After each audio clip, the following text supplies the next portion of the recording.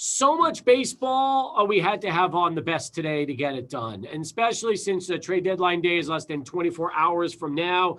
You can track Jay Jaffe on Twitter at J_Jaffe. Check out his work at Fangraphs.com. Check out his beer that he drinks on Untapped, the beer website. We'll do that a little bit later, but right now Jay's joining us from his home. And man, oh man, it is busy in the baseball trading deadline season. And I don't know particularly why there are so many active teams right now, but it's fascinating with deals that could be going down before we end the show, deals that have happened already. Jay, there's a lot to talk about. Yeah, this is one of the busier pre-deadline day periods that I've seen. Action last night, the Gallo trade going down, for example, a flurry of deals today. It's exciting. It sounds like the Padres are nearing on Scherzer, but the other teams could still be in it. So that one could take a while to unfold. We haven't seen any of the big Cubs targets get traded yet, or any of the big Twins targets get traded yet. We haven't seen the Mets make their move. I suspect we've still got a long ways to go here before the dust settles. I totally agree. So with that being said, let's talk about what we do know right now. Since there are a lot of deals that are in the works, including Scherzer to the Padres or somebody else, perhaps if Washington decides to not just shop him around some more, but also, the final say has got to be Max's. He has to sign off on the trade. Now, you would think he would sign off on San Diego, given the Padres and their opportunity to go to the playoffs, but ultimately, nobody knows for sure where Max is going to sign off. But before we get to that and the trades that are going down today, let's talk about Joey Gallo. To the Rangers, from the Rangers to the Yankees. I thought that the Yankees did not give up any of their top prospects, which was big to make this trade happen. He obviously is going to fill a need for them in the outfield. Your reaction when you heard the news?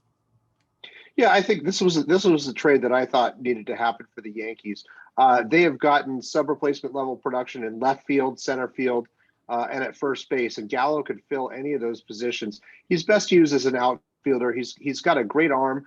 The Yankees don't necessarily need him in right field because Aaron Judge is an excellent right fielder, but in that big left field, he would be an outstanding addition.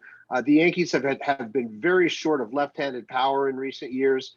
He does a lot to help balance the lineup out in that regard. I mean, taking aim at that short porch, that's a tantalizing target. I think he's going to be a good fit. And the thing is that, the Yankees have been underwhelming this year, but Gallo still has one more year of club control remaining. So this is as much about shoring up their roster for next year as it is for giving themselves a better shot to win this year. I think they've still got another move or two in them.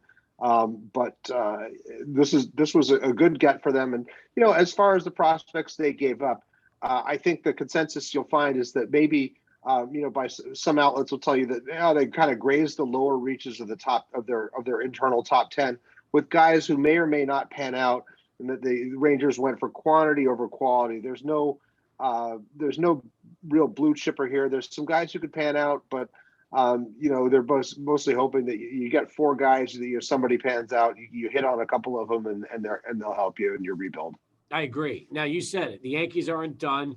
Do you think Trevor Story could potentially go from the Rockies out to New York?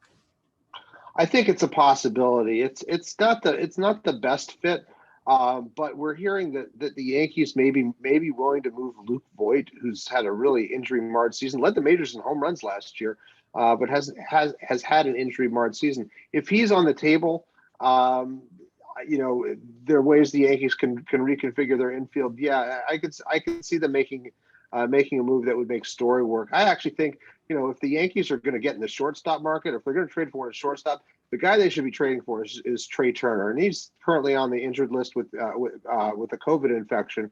So that's not great. He won't help you immediately, but he's another guy who has a year of club control.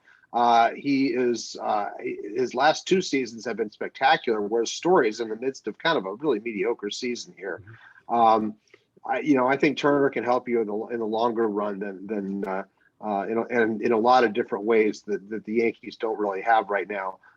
He brings great speed as well as good power, and is a better shortstop than Gleyber Torres. So that's the guy I would encourage the Yankees to go after if they can get a shortstop. Does Joey Gallo also mean that right now Clint Frazier is probably traded by the deadline? No, Frazier is still undergoing neurological tests for, what may be a concussion related thing. He's been out for a while. I mean, it looked like he had won the left field job coming into the year, but he really struggled. I think right now medically they're just not really entirely sure what's going on. I don't think they expect a whole lot from him. Anything they get from him down the stretch would be a bonus. But I don't see them moving him right now. I'm not sure any team would take the risk until they figured out what's going on. White Sox landed Cesar Hernandez from the Indians for a prospect. This is a power hitting second baseman who at least has a very friendly $6 million club option for 2022. He's 31 years of age, 18 home runs. I know the batting average isn't great, but the power is. And ever since they lost out on Nick Madrigal, they've been looking for a replacement, Jay. Yeah, the White Sox had not gotten much from second base since Madrigal went down with torn tendons in his hamstring. Hernandez is about a league average hitter. The shape of his production has kind of changed. He's hitting more fly balls, more home runs, not utilizing his speed quite as much by hitting the ball on the ground. Really solid player, though. Won a Gold Glove last year based on strong defensive metrics. This year, his defense has been a little off, but I still think he'll help there. They gave for what they gave up, kind of a guy who a lot of evaluators didn't even have among the White Sox top 30. It's certainly not a lot, although Cleveland does have a strong track record of turning soft tossers into elite major league pitchers. So, we'll see. This might be the kind of clay that they can mold into something special. But the White Sox are in win now mode for what they viewed as a guy who might be a sixth starter. I think this was a good move. Let's get back to the Yankees for a second. Jack Curry from Yes Network just reported that they are moving closer to acquiring Anthony Rizzo from the Cubs. So that could be the sign that maybe Voigt's going to be a part of that deal. Yeah, my editor just pinged me to tell me that I got this assigned this one. So, that's interesting. Rizzo again, another bat for first base. That probably takes him out of the Trevor Story sweepstakes. But like I said, I think there were reasons to be wary of Story with his injuries and kind of a down year. I think this. We'll wait and see what they give up. But this is the start of something, a sell-off for the Cubs. They've got Chris Bryant and Javi Baez and Craig Kimbrell also. The question is whether they're going to move all of those guys. If they're moving Rizzo, who was thought to be the most likely to stay, then I think we're going to see a lot of movement here. I guess it just means that the Yankees are trying to load up on lefty bats right now, like you talked about a moment ago. First Gallo, and now obviously Rizzo. Yeah, Rizzo doesn't have outstanding powers. 14 homers right now, slugging .446. But he's a guy who has hit 30 plus home runs. For a long stretch at his peak, and still probably can get you 20-25 here, especially in a favorable ballpark. It'd be interesting to see exactly where this goes. I agree with you. I'll say this though, Jay, it's fascinating how many deals we're talking about. We haven't even gotten to some of the deals from the last couple of days. I want to talk about Starlin Marte with you in a moment after we get to Sports Center, but it is crazy how much trade activity we're having in baseball right now. Yeah, like I said, I mean, I think we're bracing for a hectic deadline here, just based on the volume of what we're seeing and the quality of what we're seeing in terms of trades today. Even when you're looking at there's not. I think there's kind of an underwhelming number of races here. With the AL Central wrapped up and the NL wild cards pretty much spoken for. This is high volume right now, and it's interesting. And I think it stimulates interest in the sport. Jay Jaffe back with us from Fangraphs.com. And again, follow him on Twitter at J_Jaffe. All right, so the Giants just shut out the Dodgers. Big performance by Cueto, going 5+ of shutout baseball, beating David Price. The Yanks and Garrett Cole got destroyed today by Tampa Bay. So if the Yankees deal for Rizzo is done, not only do they get that extra left-handed bat, but more than likely, Jay, they're also going to be improving defensively at the position, which is something that the Yanks were also looking to do was just get their infield defense more improved. Yeah, the defense. I mean, it's just about every area of the game that it helps to be, fundamentally tight, and the Yankees have not been. They have had mediocre defense. They've had terrible base running. It seemed feel like an old man complaining about the fundamentals, but they've cost themselves runs here and there for bad decisions in both. In both realms, and I think Rizzo will be an improvement. DJ LeMahieu is kind of wasted at first base. I mean, he's a good fielder there, but he's probably better off playing second base, or moving around the infield here. So this is I think an improvement. Okay. Well, again, we don't know the particulars of this trade yet. All we know is that at least at this point in time, Hosmer is going to be, Hosmer. We know that Rizzo is going to be on his way to the Yankees. I mentioned Hosmer because the Padres are still trying to unload him. And if the deal does not involve Luke Voit, you wonder if maybe San Diego can try to entice the Cubs to take Hosmer right now since they've been trying to get rid of him. Yeah, I can't see that. I mean, unless you're going to pay just a huge amount of what's remaining, which has to be about $80 million on that deal. You're gonna have to pay somebody to take him away. He's got that 8-year, $140-something million contract that just has not panned out. Yes, the Padres were looking at Gallo, for example. They were looking at Rizzo. They're going to have to figure something out, if they're going to upgrade there. I get you. All right. I want to get some of the other deals and continue to talk about that. Thoughts on Starling Marte going over to the A's and the steep price that was paid with Jesus Luzardo going home to the Marlins? Yeah, that was an interesting deal. I wrote about that one for Fangraphs. Landed early this morning here. Marte is a 2-month rental. He is in the midst of a very strong season with the bat. I don't know how sustainable it is, but the A's have not gotten very good production in right field. They made my replacement level killers list. Whether Marte plays right field himself, which is a position he's only played in the minors, or whether they shuffle it around so that one of their other outfielders moves over to right. They both their starters in left and center are both have more experience in right than Marte does. This will improve their production there. It's a lot to give up though for 2 months of Luzardo. You're giving up 5 years. I mean, 2 months of Marte. You're giving up 5 years of control for Luzardo. Really, top-notch pitching prospect, but one who had really kind of backslid this year. His fastball is just getting pounded, not locating it well.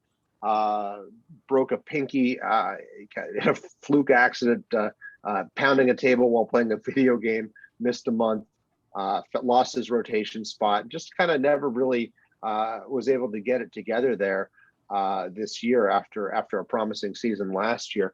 The Marlins have a very interesting stable of young pitching. They have a lot of sinker ball guys. Luzardo's another sinker ball guy. Because of the time he spent in the minors this year, they've clawed a season worth of service time back. So he delays his free agency. I still think they're going to come out the winner in this deal because the A's are chasing the wild card. They're not going to catch up, I don't think, to the Astros, barring something fairly miraculous. And for 2 months of a 50-50 shot to get the division series, you're giving up 5 years. That's a steep cost. I agree with you. We're also, Rizzo could also be a rental for the Yankees, and that's why you kind of wonder how much they're going to give back to the Cubs for that, assuming they don't look to re-sign. Yeah, that's not. I think the 2-month rentals generally don't bring back a whole lot. The Yankees have a very deep system. They've done a very good job of identifying, the types of players that make good lottery tickets for these types of deals. It's tough to fit all these guys in. I think of some of the guys that are playing around the league, guys like Thairo Estrada, who's now with the Giants, or Jorge Mateo with the A's, and it's like they get these, athletic international signings that, kind of overwhelm at the high levels, but don't really impress all that much once they make it to the big leagues. But once in a while, some of them break out. The Hosmer remaining contract after this year is not as bad as you think. 4 years, $59 million. So maybe with that amount of money, the Padres could eat some of it, but they'll be able to maybe entice a team with a really nice prospect and add to it that way. Yeah, it's possible. I mean, I think you're looking at Hosmer's a guy who's kind of going to be a placeholder for a non-contender as opposed to a contender. He's got a strong reputation as a good clubhouse guy, but 3 years out of 4 with San Diego, he's given them replacement level production.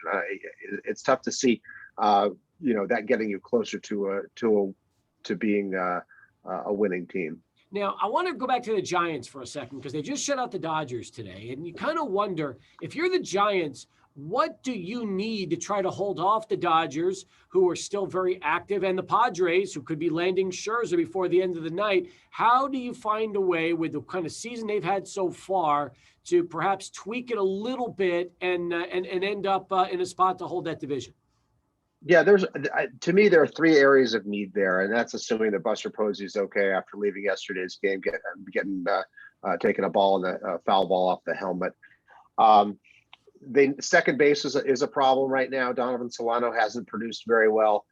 They've got a lot of injuries all around that infield, so a flexible infielder who can play all around would be good. We know they were chasing after Starling Marte. Left field has been a problem for them. And another frontline rotation guy. They've gotten a lot of mileage out of guys like obviously Kevin Gausman and Anthony DeSclafani and Alex Wood. But they probably need another guy who can start a playoff game for them. One of the first 2 playoff games, and they were said to be interested in Scherzer. We haven't heard anything from them in all of this or who else they're chasing. But I think they need a starting pitcher too. If you're Minnesota, because Buxton and Berrios have also been very much linked to trade possibilities, do you think the Twins start their fire sale, or do they end up holding on to those young guys? Boy, I have a really hard time looking at that and seeing that that if you're thinking that you got to rebuild, why would you not keep those guys? They're young. They're not that expensive. They've got talent for days. Yes. Buxton is an injury problem, but you go year to year with a guy like that. I don't think you're going to get full value for that guy because, he's hurt, and you're just, he could certainly be an all-star caliber player, but nobody who's going to trade for him right now is going to give you an all-star player type return for a guy who can't stay on the field. Makes sense. Makes a lot of sense. Berrios, right now I think he's probably the best starter available after Max Scherzer, but he doesn't cost you $35 million a year. I mean, yes, that could bring back a lot in trade. But if you're trying to compete, especially in a division that doesn't look all that strong, I think you're better off holding on to him. You got a lot to write about these next couple of days, don't you? You said a mouthful. I know. All right, let's wrap it up. Your pick of the week. What would you like to profile, Jay? All right, I got a good one here from Single Cut. This is Electric Blue. Let's see if I can get it to work here. It is their double dry hop version of another Single Cut favorite called Weird and Gilly, both referencing David Bowie lyrics. Let's see if I can find my tasting notes on this here from Untapped. It is what do I got here? Sorry. Creamy orange and mango with a bit of a grapefruit finish. Actually, that was the first time I drank it. The last time I had it, or the more recent time I had it, I got a lot more grapefruit. It was a bit more tart and kind of grapefruit pith. Very good. New England style IPA. Liked it a lot. Comes in at 7.7 ABV, 7.2% ABV. Not one you're going to drink too many of in one sitting, but a really nice beer. Is it a bitter beer or not bad? No, not too bitter. All right. Very nice. All right, good stuff. Hey, listen, enjoy the conversation. Good luck on the deadline, and can't wait to get back with you next week, and we'll talk about the smoke that's cleared from all this stuff. All right, sounds good. Thanks, Steve.